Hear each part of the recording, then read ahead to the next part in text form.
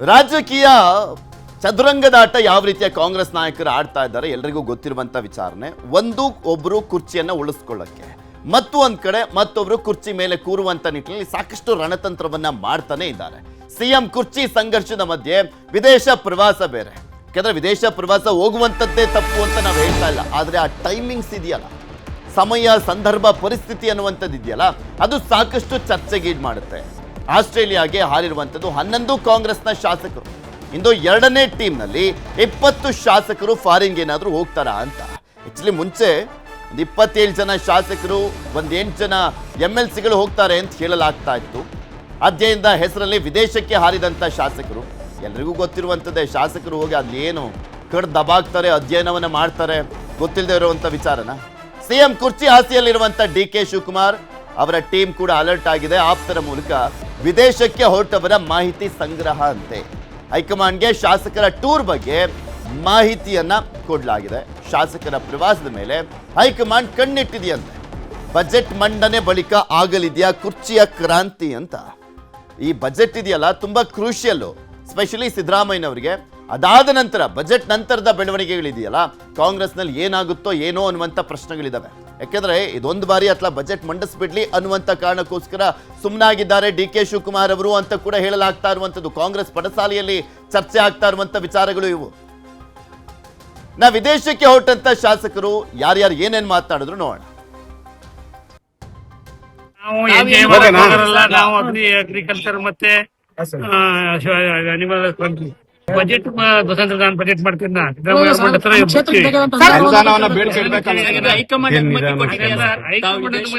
ಬೇಕು ನಾವು CMಗೆ ಹೇಳಿಲ್ಲ, ಇನ್ನು DK ಶಿವಕುಮಾರ್ಗೆ ಹೇಳ್ತೀವಿ. ಸರ್, ಇಲಾಖೆಯಿಂದ ಹೋಗ್ತಿರೋದ ವೈಯಕ್ತಿಕ ಪ್ರವಾಸ? ನಮ್ ಖಾಸಗಿ ಪ್ರವಾಸ ಇದೆ.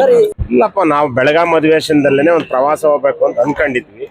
ಯಾರ್ಯಾರಿಗೆ ಇಷ್ಟ ಅವ್ರವ್ರು ಬಂದಿದ್ದಾರೆ. ಇದೇನು ಹೊಸ್ತೇನಲ್ಲ, ನಾವು ಯಾವಾಗ್ಲೂ ಹೋಗ್ತಾ ಇರ್ತೀವಿ. ಇದು ಈ ಸಲ ಈ ತರ ಹೊಸ್ತಾಗಿ ಸುದ್ದಿ ಆಗಿದೆ ಅಷ್ಟೇ. ನಾವು ಕುಟುಂಬ ಸಮೇತ ಯಾವಾಗ್ಲೂ ವರ್ಷಕ್ಕೊಂದ್ಸಲಿ ಹೋಗ್ತಾನೆ ಇರ್ತೀವಿ. ನನಗೇನಿದೇನು ಹೊಸ್ತೇನಲ್ಲ. ನಾವೆಲ್ಲ MLAಗಳೆಲ್ಲ ಮಾತಾಡ್ಕೊಂಡು ಕಾಂಗ್ರೆಸ್ಗಳು ಬಣ ಏನಿಲ್ಲ, ಬಣ ರಾಜಕೀಯ ಏನಿಲ್ಲ, ಆ ಇಂಡಿವಿಜುವಲ್ ಹೋಗ್ತಾ ಇದ್ದಾರೆ. ಎಲ್ಲರಿಗೂ ಮಾಹಿತಿ ಐತೆ. ಊರು ಹೋಗ್ತಾ ಇದಾರ ಒಂದ್ 25 ಮಂದಿ ಅಂತ. ಏನೋ ಅದ್ರ ಬಗ್ಗೆ ಏನೋ ಅವ್ರೇನು ಅಬ್ಜೆಕ್ಷನ್ ಮಾಡಿಲ್ಲ. ಇನ್ನೊಂದು ಎಲ್ಲರಿಗೂ ಮಾಹಿತಿ ಪಕ್ಷಗಳು ಎರಡು ಕಂಟ್ರಿ ಹೊಂಟಿವಿ ದೇಶಗಳು. AICC ಅಧ್ಯಕ್ಷರು ಅವ್ರವ್ರ ಖರ್ಚಿನಾಗ ಅವ್ರು ಹೊಂಟಾರ ಅಂದ್ಮೇಲೆ ನಮ್ದು ಏನಿದಿಲ್ಲ ಅಂತ ಅವ್ರೇ. ನಾವು ಸ್ವಂತ ಖರ್ಚಲ್ಲಿ ಓದ್ತೀವ್ರಿ, ದೇಶಗಳು ನೋಡ್ಕೊಂಡು ಸುತ್ತಾಡ್ಕೊಂಡು ಸಮಾನ ಮನಸ್ಕರೆಲ್ಲ ಸೇರಿ ಒಂದು ಪ್ಲಾನ್ ಮಾಡಿಕೊಡ್ವಿ. 3-4 ತಿಂಗಳ ಹಿಂದೆನೆ ಮಾಡಿತ್ತಿದ್ದು. ಇದು ಯಾವ್ದು ರಾಜಕೀಯ ಇದಕ್ಕೂ ಕೆಳಕ್ಕೆ ಇಲ್ಲಿ ಸಂಬಂಧ ಇಲ್ಲ. ಪ್ರತಿ ವರ್ಷ 2 ಸಲ 3 ಸಲ ನಾವು ಲಾಸ್ಟ್ ಮಸ್ಕಟ್ ಹೋಗಿದ್ವಿ, ಅದಕ್ಕಿಂತ ಮೊದಲು ಯುರೋಪ್ ಕಂಟ್ರಿಗಳಿಗೆ ಹೋಗಿದ್ವಿ, ಅದಕ್ಕಿಂತ ಮೊದಲು ಅಮೆರಿಕಕ್ಕೆ ಹೋಗಿದ್ವಿ.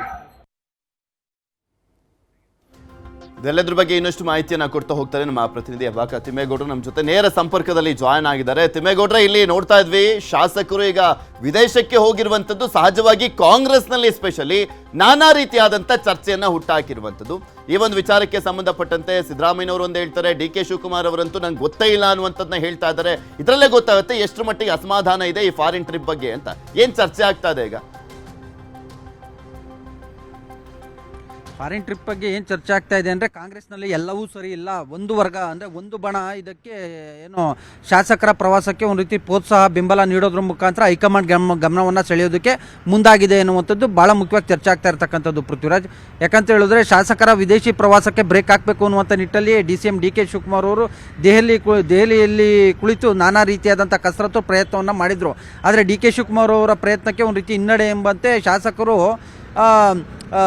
ಒಂದು ರೀತಿ CM DK ಶಿವಕುಮಾರ್ ಅವ್ರಿಗೆ ಒಂದು ರೀತಿ ಶೆಡ್ಡು ಹೊಡೆದಂತೆ ವಿದೇಶಿ ಪ್ರವಾಸಕ್ಕೆ ಹಾರಿದ್ದಾರೆ. ಈ 2-3 ತಂಡಗಳಾಗಿ ಇದೀಗ ವಿದೇಶಿ ಪ್ರವಾಸಕ್ಕೆ ತೆರಳಿರ್ತಕ್ಕಂಥದ್ದು.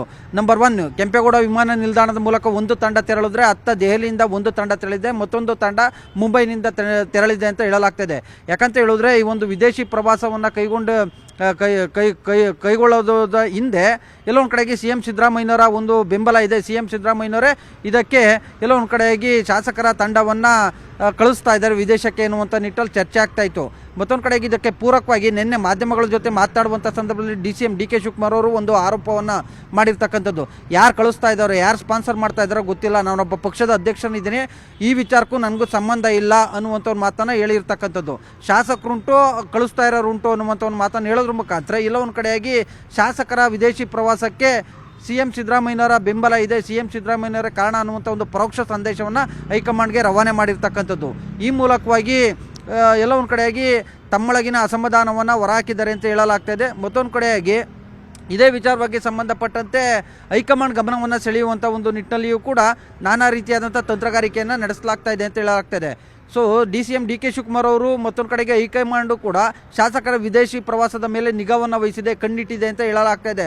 ಶಾಸಕರುಗಳು ಈಗಾಗಲೇ 2-3 ತಂಡಗಳಾಗಿ ಆಸ್ಟ್ರೇಲಿಯಾ ಮತ್ತು ನ್ಯೂಜಿಲೆಂಡ್ಗೆ ಏನು ಹೇಳಿದ್ದಾರೆ, ಏನು ಇವರು ಪಾರ್ಟಿ ನೆಪದಲ್ಲಿ ಒಗ್ಗೂಡ್ತಾರ, ಪಾರ್ಟಿ ಸಂದರ್ಭದಲ್ಲಿ ಆಗುವಂಥ ಒಂದು ಮಾತುಕತೆಗಳು, ಮತ್ತೊಂದು ಕಡೆಗೆ ನಾಯಕತ್ವ ಬದಲಾವಣೆ ಕುರಿತಂತೆ ತಮ್ಮ ನಿಲುವಿನ ಬಗ್ಗೆ ಏನೆಲ್ಲ ಮಾತನಾಡ್ತಾರೆ, ಇದ್ರ ಬಗ್ಗೆನೂ ಕೂಡ ಯಾರ್ಯಾರು ಶಾಸಕರು ತಿಳಿದರೆ ಅವರ ಒಂದು ಆಪ್ತರ ಮೂಲಕವಾಗಿ ಮಾಹಿತಿಯನ್ನು ಸಂಗ್ರಹಿಸುವಂಥ ಒಂದು ಪ್ರಯತ್ನವನ್ನು ಇದೀಗ DCM DK ಶಿವಕುಮಾರ್ ಮತ್ತು ಹೈಕಮಾಂಡ್ನ ಕೆಲ ನಾಯಕರುಗಳು ಮಾಡ್ತಾ ಇದ್ದಾರೆ ಅಂತ ಹೇಳಲಾಗ್ತಾ ಇದೆ.